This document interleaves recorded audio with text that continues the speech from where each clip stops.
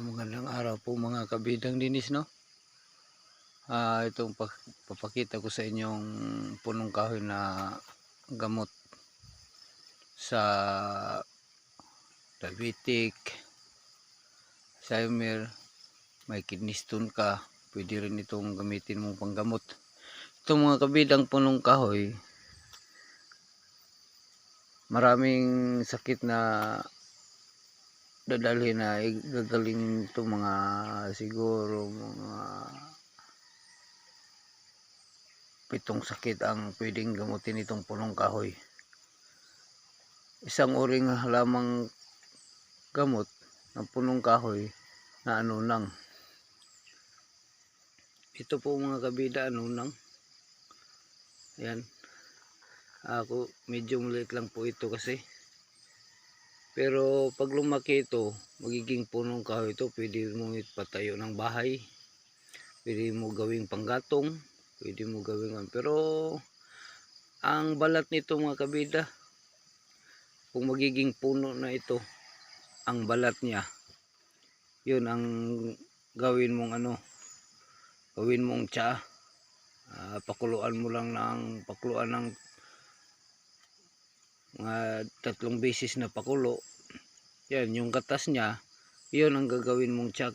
Kasi yung katas niya parang tsa rin mga kabidang dinis. Masarap ito tuwing umaga, tuwing hapon. Yun ang gawin mong pang tsa.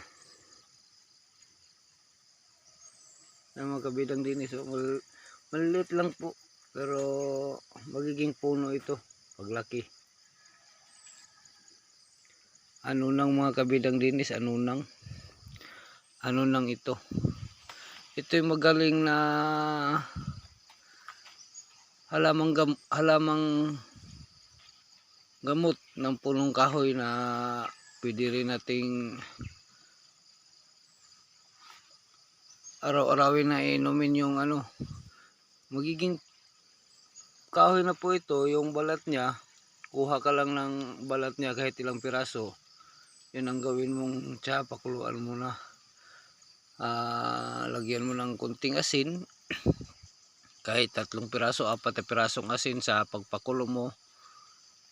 Yun ang inumin mo tuwing umaga. Kung ikaw ay may mataas na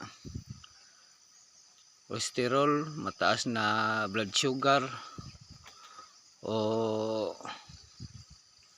may parating ka na kidney stone, UTI, ito magaling ito mga kabidang dinis. Mabisa po ito. Punong kahoy po ito na gamot.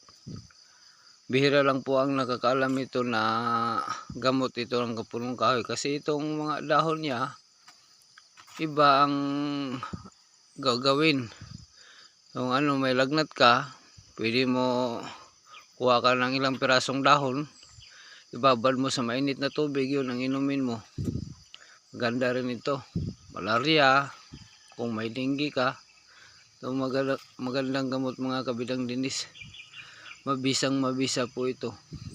At kung bago ka pa lang sa aking channel, paki-subscribe at paki-like and share naman mga kabidang dinis. Salamat po at magandang araw po sa inyong lahat. God bless you all. Dalaygon ang Diyos.